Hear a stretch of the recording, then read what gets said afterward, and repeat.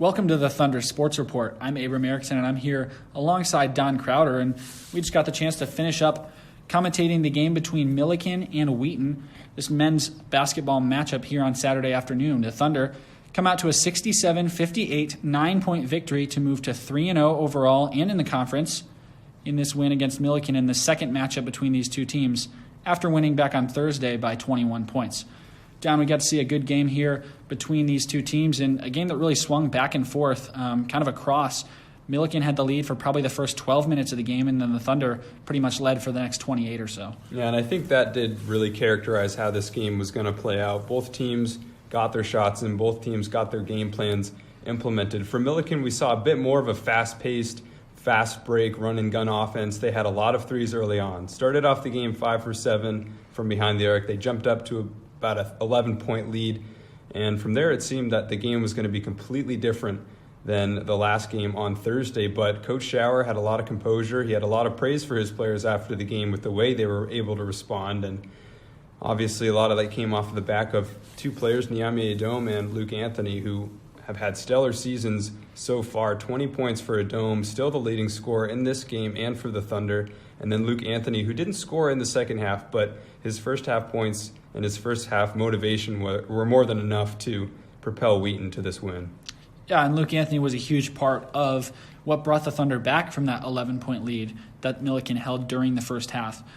He came out and just shot at a really nice clip from behind the arc. He finished 4 for 9 from three-point land, so 12 of his 14 points there coming off the three ball. Like Don mentioned, he didn't get a chance to score in the second half, got into a little bit of foul trouble, but he was really key to bring the Thunder back from an 11-point deficit with about 11 minutes to go in that first half to, by the time that we were heading into the halftime break, the Thunder had a 6-point lead.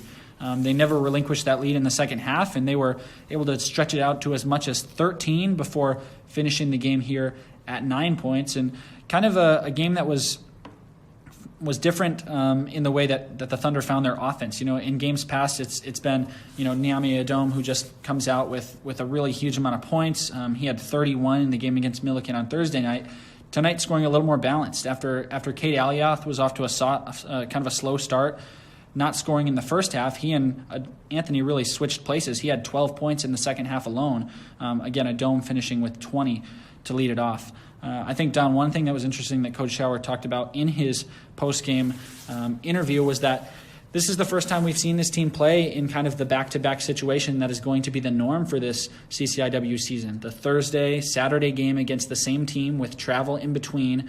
Of course, Millikin is one of the longer distances that the Thunder will have to go, but that's something that will come into effect throughout the season, of course. And I think, like he mentioned, we probably saw some remnants of that tonight. Yeah, and those are the intangibles that really kind of make college basketball. It's not something that we ordinary viewers certainly think about, but the physical toll of all that travel on the players and the quick turnaround.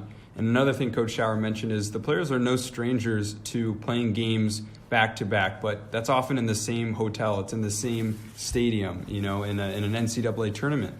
And so having to go back and forth, having to play in different stadiums, having to play in different environments, that's certainly a big effect on the teams. And as you mentioned in the broadcast, King Arena, one of the more intimate, smaller stadiums in the conference. And so a lot of the absence we feel from no fans being there is a bit contradicted by just all the energy that both teams brought to the forefront today. And I think it was a really exciting game for that reason, and many reasons, but I think specifically that reason. We saw the classic clapping, classic slapping each other on the back. Coach Schauer at one point off of a foul call was just leaping up in celebration. So much passion on both of these teams, and he starts every interview off with how thankful he is for the season being able to happen, and it's great that we have such a passionate coach leading the line for the Wheaton Thunder, and that is really reflected in the way that these players carry themselves on and off the court, and obviously jumping up to 3-0, that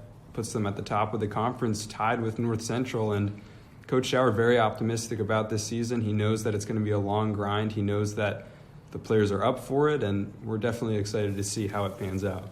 Yeah, I think one thing I've been impressed to see from this Wheaton men's team is the heart, like Coach Schauer mentioned. First couple of games, pretty easily. A win against Augustana that wasn't too difficult, and then a big win against Millikin the other night. this is the first game that they had to really fight for it, and they had to fight for it in that they were down for a good portion of the game, and even when they were up, they could never really pull away from Millikin in the way that they wanted to. That lead got up to 13, but were never really able to put the game away in that 15 to 20 point range. Instead, Millikin just kind of hung around. They would make a shot that kind of brought them within striking distance again. So this was a second half that while Wheaton held the lead, it was one that there was still some pressure on these guys as they needed to close out the game actively and not just kind of sit back in a passive role. So that led to a lot of pretty physical play, a lot of hustle play. I was impressed with how this team stood up against a pretty physically imposing Millikin team that really started and brought out some big guys in Michael Akinwumi and Cole Lawrence and others. So the big guys and even the little guys were out there for the Thunder. We saw guys like Colin Uvegas going up against much bigger players and coming down with rebounds. And I think a strength of this Thunder team is just some grit that they seem to have after being a pretty experienced team who's been in the running for some really important games in the past. You talk about that grit, and you really have to bring up a guy named Cade Alioth, who had a monster game tonight, double-double with 12 points, 13 rebounds, and a team-leading 3 assists. Obviously, the rebounds leading as well, but really impressed with him as a player. Obviously, he played a little bit as a freshman, didn't get a whole lot of playing time in his sophomore year, and then suddenly junior year, he comes in as the starting center for a very good Wheaton Thunder team, and he's really established himself as a cornerstone of Mike Shower's offense. We've seen a lot of offenses start out with him in the block. He likes to receive the ball, and his evolution as a passer is really noticeable. He had 3 assists tonight, a couple of really nice dishes that led to buckets. And so I think you have to talk about Cade Alioth with this game. He's really having a nice season, sort of like a walking double-double in the sense that he's always wanting to throw himself at the rim. He's always looking for either an offensive board. He's looking to secure a defensive board and start a fast break. So certainly impressed with him as a player. And you have to mention Colin Uvegas as well. What a defensive shift this senior is putting on this season. He's known for his defense. He's known for his hustle. But sometimes he just takes it to the next level. And it really put some clamps on some of the shooters that Millikin had earlier on in this game. And I think Luke Anthony on the offensive side was able to cut into the deficit. But Colin Uvegas, probably one of the main reasons that the lead didn't get to more than 11 in the first half. Ultimately, it's a 67-58 victory for the Thunder. Like Don said, they moved to 3-0 and are looking forward to a matchup against North Central. Those are currently the last scheduled games of the season. We'll, of course, see how things shake out from now until then. Of course, we know that the schedule is kind of up in the air still at this point. We've gotten word that 2 games that the Thunder were scheduled to play next Thursday and next Saturday on the 4th and 6th of February against Elmhurst College have been postponed because of a coronavirus concerns in the men's basketball program at Elmhurst. So they lose 2 games there, but luckily at this point we do know that they have also picked up 2 games to replace them. Rather than Thursday and Saturday, the team will play on Tuesday and Thursday of next week. So we'll see them in action on February 2nd against North Park.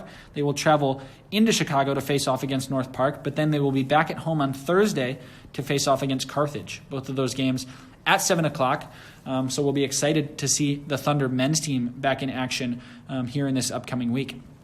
As we take a quick look at the women's side, they, of course, as well, set to face off against Elmhurst next week. And from what we've heard, no changes in their schedule have been made at this time. So still set to go away to Elmhurst on February 4th on Thursday at 7 o'clock, and then we'll be back home against Elmhurst on Saturday the 6th. That's the information we have for now. But the women's team going down today in an 85-60 loss against Millikin.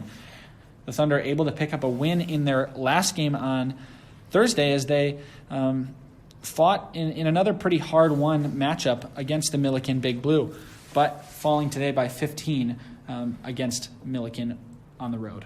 Yeah, and we didn't get a chance to see that game, obviously, but if you just take a look at the stats, 24 turnovers is really the big number that glares out from you. If you're looking at the team stats, you really can't expect to win games with the number that high. And we saw a little bit of that in the game against Millikin at home, but you got to cut down on those turnovers. We know this is a young Wheaton team, and we saw that they were able to come back, and mainly off of the strong play of Hannah Williams with 31 points in that home victory. But yeah, 24 turnovers is really tough to come back from in a game, especially against a solid Millikin team with players like the likes of Elise Knudsen, who had another stellar performance at home. And so this is certainly a developing Wheaton women's team, but they have a lot of talent in that roster, a lot of youth, and a lot of excitement coming up down the wings. Once again, we saw good games from Hannah Williams, who had 17 points, and also Annie Tate, who's been a nice surprise this year in this campaign. She had 10 as well. So the Thunder team not able to shoot well from behind the arc.